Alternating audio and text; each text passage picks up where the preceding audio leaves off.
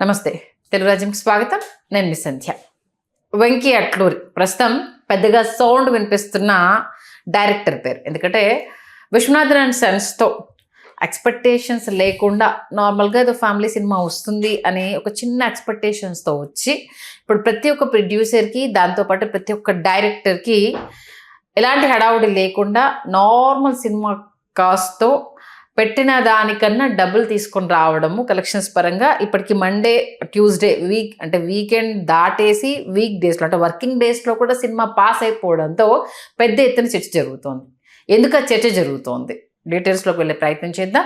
చరిత్రకారులు, సినీ రాజకీయ విశ్లేషకులు చిలగడ శ్రీకాంత్ గారు మనతో ఉన్నారు. ఆయన మాటల్లో.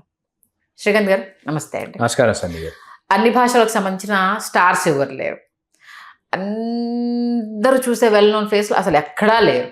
పెద్ద పెద్ద హంగులు లేవు. చాలా సింపుల్గా అంటే సినిమాకు తగ్గ ఆ హంగుల్ని మాత్రం తప్పితే ఏం పెద్ద పబ్లిసిటీ కూడా పెద్ద చేసింది. 1-2-3 ఇంటర్వ్యూస్ అది నార్మల్గా ప్రమోషన్ విషయంలో చాలా హడావుడి చేయలే. అలా వచ్చి ఇలా సైలెంట్గా కొట్టాడు. సినిమా టికెట్ పెంచకుండా విశ్వనాథన్ అండ్ సన్స్ ను చూసి సినిమా టికెట్ రేట్లు పెంచలేదు కాబట్టే సినిమా బాగుంది అన్న టాక్ రాగానే రివ్యూయర్స్ 5కి 2.75 మాత్రమే, అంటే 2.75 ఇస్తే సినిమా బాగుంది చూడొచ్చు అని, 3 ఇస్తే ఖచ్చితంగా వెళ్ళండి అని 2.75 రివ్యూయర్స్ రేటింగ్ ఇచ్చినా కూడా థియేటర్లకు ఇవాళ కుటుంబాలు తరలి వెళుతున్నాయి అంటే దాని అర్థం ఏంటంటే సినిమా కని విని ఎరుగని సూపర్ డూపర్ హిట్ ఎందుకు అవుతుంది. మీరు టికెట్ రేట్లు పెంచకుండా, ఎమోషనల్ బ్లాక్మెయిల్ చేయకుండా, హిప్నాటిజం చేయకుండా, మీరు ప్రేక్షకుల్ని కథలో ఉన్నటువంటి బలంతో, అందులో ఉన్నటువంటి ఎమోషన్ ఏదైతే ఉంటుందో ఆ ఎమోషన్ గురించి ఈరోజు అందరూ మాట్లాడుతున్నారు. సినిమాలో ఉన్నటువంటి ఎమోషన్ గురించి మాట్లాడుతున్నారు. ఓకే, అంటే బైలింగ్వల్గా ఒకటేసారి తీసి, అంటే వెల్ నోన్ యాక్టర్స్ ఇందులో సూర్య మన తెలుగు ఇండస్ట్రీకి పరిచయము, రాధిక గారు మనకు తెలిసిన, మమితా బైజు ఈ మధ్య మన పాన్ ఇండియా దాంట్లో తెలిసిన మొహాలు.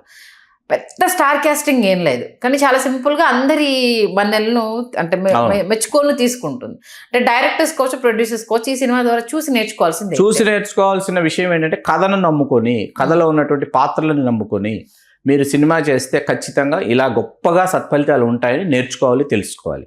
అతను కథను నమ్ముకున్నాడు.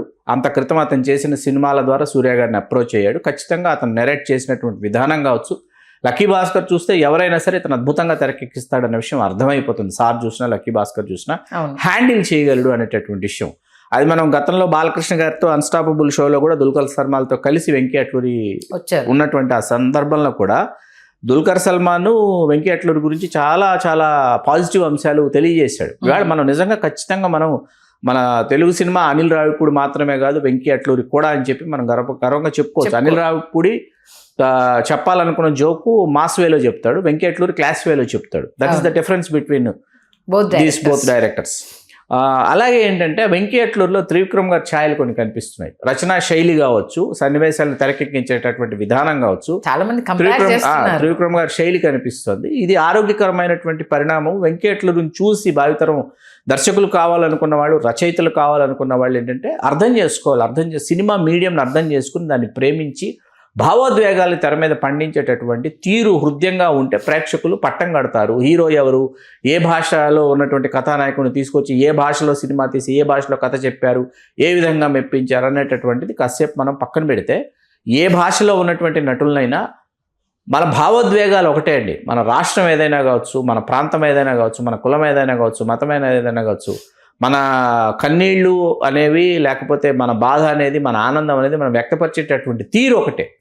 దానిని ఇవాళ హృదయంగా అతను తెర మీద ఆవిష్కరిస్తున్న తీరు ఇవాళ ప్రేక్షకుల్ని సమ్మోహితుల్ని చేస్తుంది. కుటుంబాలకి థియేటర్లకు మనమేమి ప్రమోషనల్ ప్రోగ్రామ్ మనం చేయట్లా. మనకు పిఆర్ ఎవరో తెలీదు, లేకపోతే ప్రొడ్యూసర్ తాలూకు వాళ్ళు ఎవరు మనల్ని ఎవరు కాంటాక్ట్ చేయలేదు, మనకు ఎవరు తెలియదు. సినిమాని ప్రేమించేటటువంటి, సినిమా బ్రతకాలి, మంచి సినిమా బ్రతకాలి, తెలుగు సినిమా బ్రతకాలి, ఇదిరా మా తెలుగు సినిమాను మనం చెప్పుకునేటటువంటి సినిమాలు తీసేటటువంటి దర్శకులు వాళ్ళు వచ్చినప్పుడు వాళ్ళని స్వాగతించాలి, ఆ సినిమాను కాపాడుకోవాలన్నది మన అభిమతం.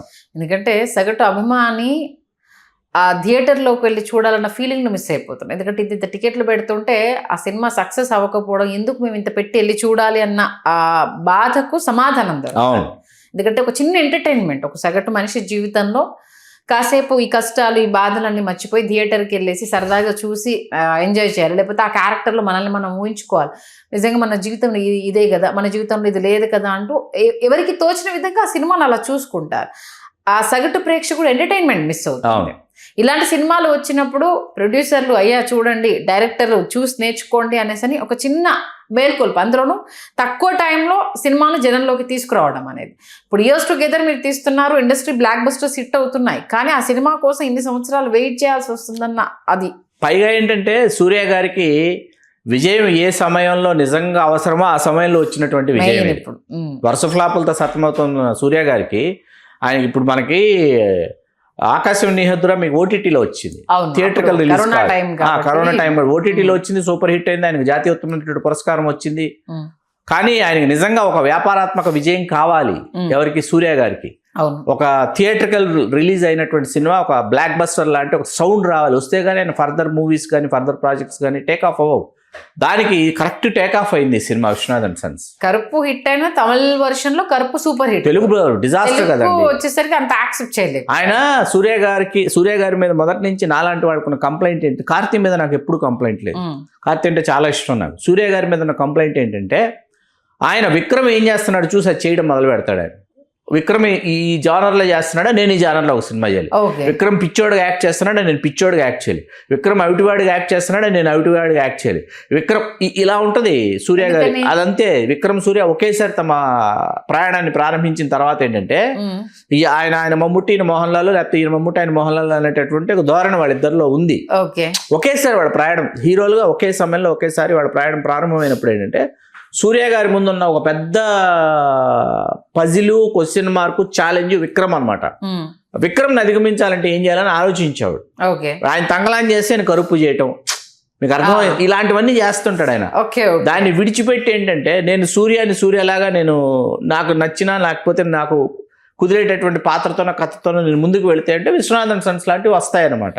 ఖచ్చితంగా అది తెలుగు సినిమా డైరెక్టర్స్, ప్రొడ్యూసర్స్ దయచేసి ప్రేక్షకుడిని రప్పించే ప్రయత్నానికి సంబంధించి మీరు స్టార్ కాస్టింగ్ చూడాల్సిన అవసరం లేదు. కథ బాగుంటే ఆబ్వియస్గా మిమ్మల్ని బ్లెస్ చేస్తాడని చెప్పడానికి విశ్వనాథన్ అండ్ సన్స్ పెద్ద ఉదాహరణ.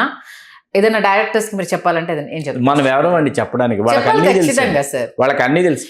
మనం ప్రతి విశ్లేషణలో దర్శకులకు మనం చెప్తున్నది ఏంటంటే పుస్తకం కొని చదివి అలవాటు చేసుకోండి, సాహిత్యాన్ని అధ్యయనం చేయండి, మనుషుల్ని అధ్యయనం చేయండి. చాలా మంది మహామహులు, హేమలు, దిగ్గజాలు ఇంకా జీవించే ఉన్నారు. సినీ రంగ ప్రముఖులు కావచ్చు, సమాజంలో కావచ్చు, చాలా మంది ఉన్నారు.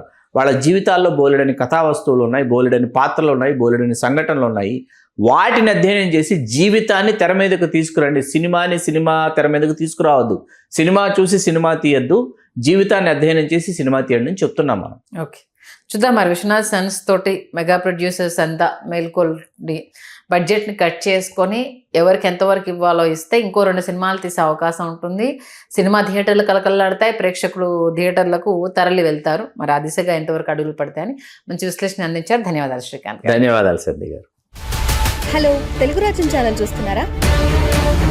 సామాజిక, రాజకీయ, జీవన చిత్రణే తెలుగు రాజ్యం.